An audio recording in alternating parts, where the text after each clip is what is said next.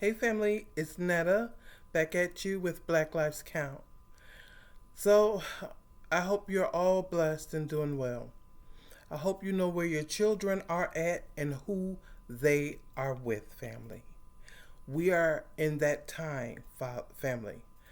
Again, we're here with another video of a young man, Deion Walton, who on July 4th went out with all white friends. And unfortunately, this young man met his demise. I hope you are all tired of hearing about this, because I am. I am tired of seeing our young people being murdered at the hand of white supremacists. See, it was very sad when I heard Nolan Well's father say he don't see color. See, while you teach your black children not to see color, they teach their white children to see their color, to see the black's color. And they teach their white children that black lives does not matter. Trust, that's what they teach them. Many of them. I'm not saying all, but there are many of them that are teaching their children those lessons.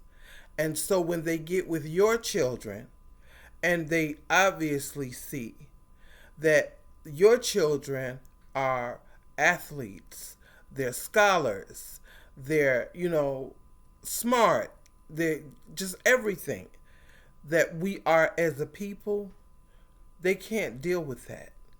And especially when their little young misses are chasing our young men.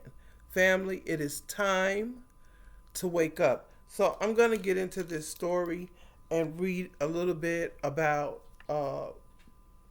what they say and don't say that has occurred, okay? Deion Tyrie Walton, a Straughn High School student athlete from Covington County, Alabama, died on July 4th, 2026 after a tragic drowning. Do you see the same, we're seeing the same things? Do you understand? Incident at a community lake. According to the friends, Walton and some of his teammates were celebrating the 4th of July by jumping off a pier. Now, the parents say that Deion couldn't swim that great. Why would Deion jump off of a pier? Okay, did he jump or was he pushed? The family says Deion, who was not a strong swimmer and was accustomed to pools rather than open water, drowned, unfortunately. Okay. It says that the friends claim he tried to make it back to the pier, but he could not swim back to the pier. Why didn't, if they were in there jumping in the water, why didn't one of them go after him and try to pull him out of the water? See, we just have questions, the same questions we have with Nolan Wells. The same questions we have with all the rest of them. This is becoming a repetitive thing now. Okay, it says his family describes him as an energetic, bright, and beloved young man.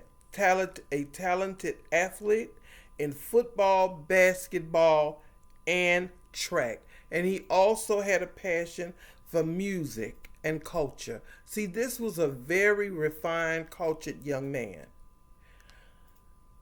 So it goes on to say that he was born October 29th, 2008, and is survived by his parents, siblings, and grandparents, and his extended family, and that his funeral will be held July 17th, 2026, in Gainesville, Florida. You know, a lot of people are speculating the same situations with this young man, with Mr. Walton, young Walton, as what happened with the other young man, Nolan Wells. And then there was another young man, Xavier. I just did the video yesterday. It is a repetitive thing that is occurring, that our young people are meeting their demise by going out with all white friends, and all of them come back, and not that one black person. It's something with that. See, this is why we have to teach our children that they should not be the only black. In fact, as I said before, if it's not an equal number where we can fight if necessary and whoop ass, then I don't think they should go at all, period. Even if it's an even number, don't go. Honestly. Because those people can be deplorable. And they all gonna stick together. And they all gonna tell the same lie. These young men were unalived.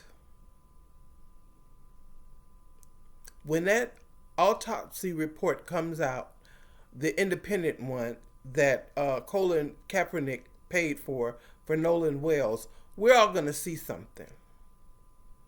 We're all going to learn the truth. They already know the truth. Law enforcement knows the truth. The DA knows the truth. But they're trying to cover it up because these young men are white that did these crimes. Family, when you see that this is how they're going to deal with these situations, it is up to us as parents and grandparents. It is at our front doors and our responsibility to teach these children, these young people, these young adults, not to hang with an all-white group. Why are we saying this still? Because lynchings are still happening every single day. These are the same people that ate us. These are the same people that buck broke our men. These are the same people that raped our ancestors and their children and the animals. These are the same people. There's no different. When they tell you they are different from their ancestors, they're lying. These are the same people. And we should treat them as the same people. This is America. This is what America has always been. We cannot continue to live like we are living in fields of lilac and strawberries when we are really living on a battlefield with soldiers of hell. And that's the way we should be responding. Teach your children, family, and your grandchildren. I'm teaching my grandchildren, especially my grandson. I am teaching them. all of my grandsons will know and my granddaughters. It is our responsibility to educate thoroughly the youth for the future so that these things can stop happening. That's all we can do, family. And hopefully many will listen and hearken to those lessons. There may be some that don't. But once you got it out there and you know you have taught them to the best of your capability, then you can't worry about the rest. All right, family. I thank you all so much for watching the videos, for sharing, and for commenting. I thank you. I love to chop it up with you guys in the comment section. It is what it is. We have to continue. We have to continue. We're strong people. This too will pass. If they could have gotten rid of us, they would have done it. But they can't. That's why we're still here. All right, family. Peace, love, and blessings to you all. Please be blessed. And Black Power. Take care, family. Bye-bye.